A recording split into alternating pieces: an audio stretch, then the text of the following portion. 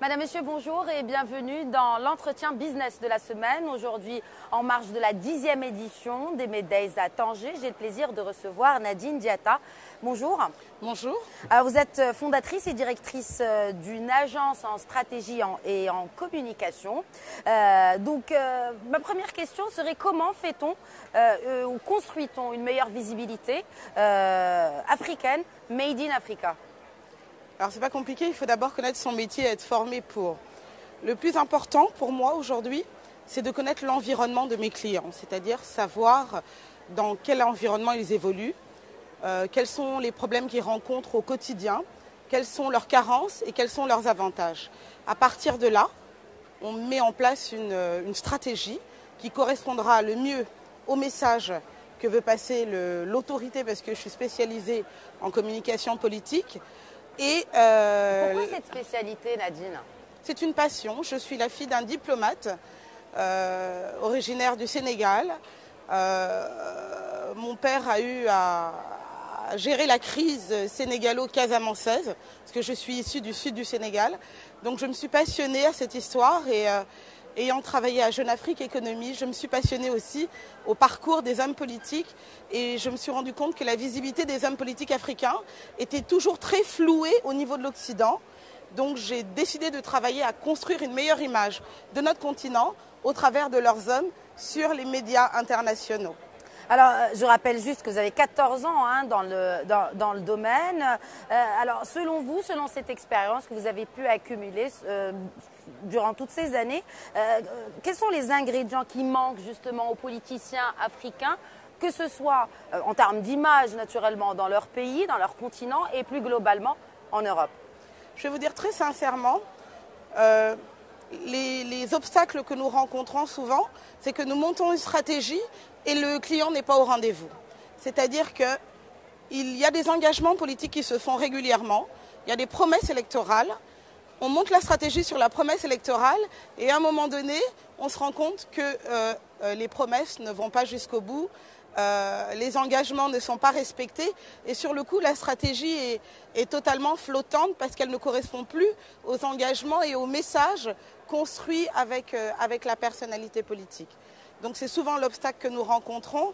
Donc quelquefois on passe des messages qui ont un temps de retard par rapport à la réalisation des projets auxquels ils se sont engagés. Alors selon vous, qu'est-ce que c'est? Est-ce que c'est un manque de confiance? Est-ce que effectivement, je citerai cette citation du président Alpha Condé lors de l'ouverture de ces Medays qui disait que les États africains devraient faire un peu plus confiance aux hommes d'affaires et femmes d'affaires d'ailleurs africains et vice-versa. Est-ce que vous pensez que effectivement il y a un problème de confiance quelque part des deux côtés?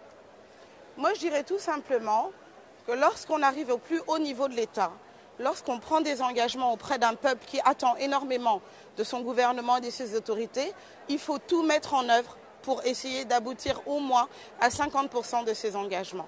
Lorsqu'on s'engage à construire des réseaux, des logements sociaux dans un pays et qu'au bout de 5 ans, on a construit 10% de ce qu'on s'était engagé à construire, tous ceux qui font la communication de ces logements sociaux, ils ont perdu leur temps.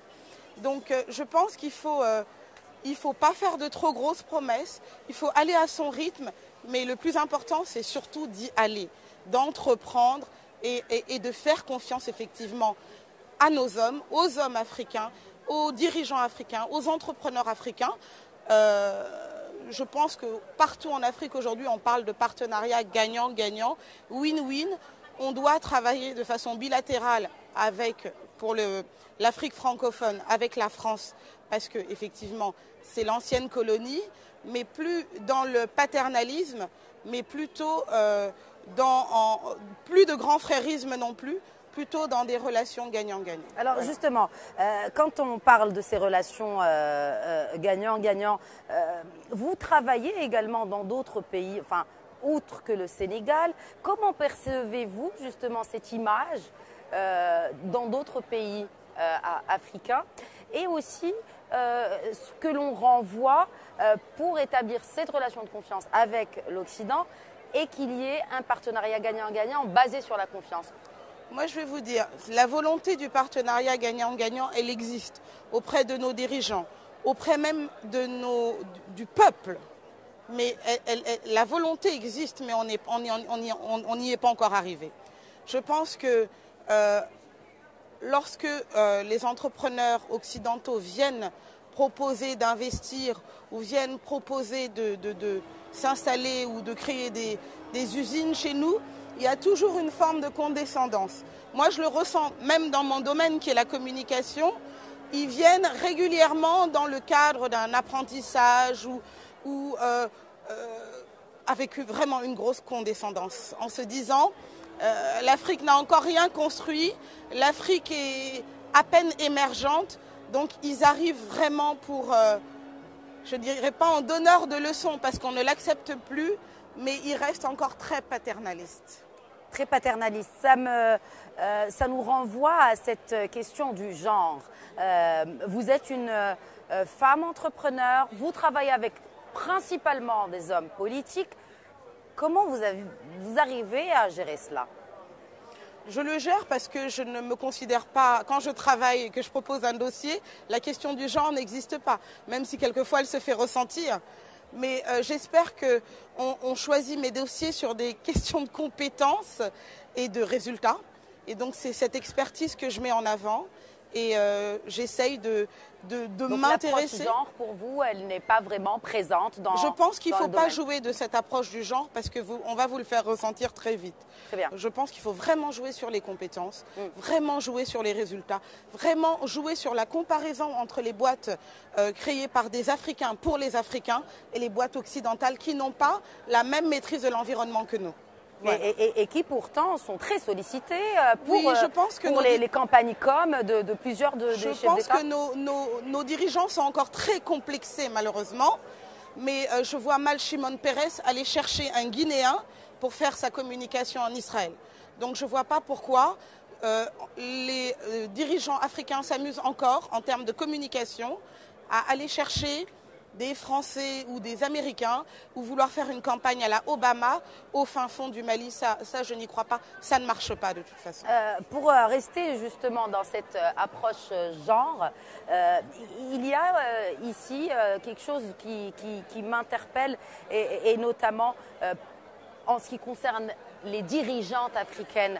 Pensez-vous, vous qui êtes une spécialiste de la communication politique, pensez-vous qu'on donne assez sa chance à la femme africaine pour diriger ?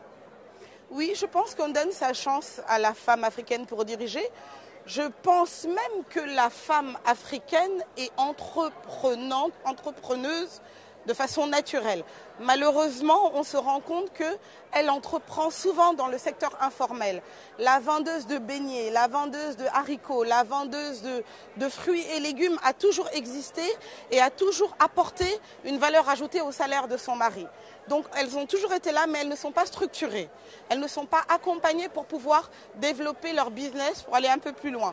Mais je pense que la femme a toujours entrepris, et bien plus que l'homme, et elle pérennise ce qu'elle entreprend. Non, mais quand je parle d'entreprendre, effectivement, il est très important de rappeler le rôle de la femme africaine dans le tissu économique de notre continent parce qu'elle fait beaucoup et malheureusement, on ne le voit pas assez. Comme vous l'avez évoqué, il y a souvent de l'informel, mais je parle surtout de l'aspect politique, justement.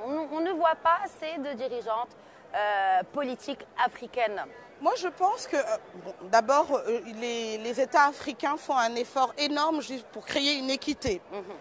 Mais malheureusement, ils ont tendance à cataloguer la femme dans le domaine de la santé, du service ou du social. C'est cela. Sachant qu'aujourd'hui, en France, on a un ministre de la Défense qui est une femme.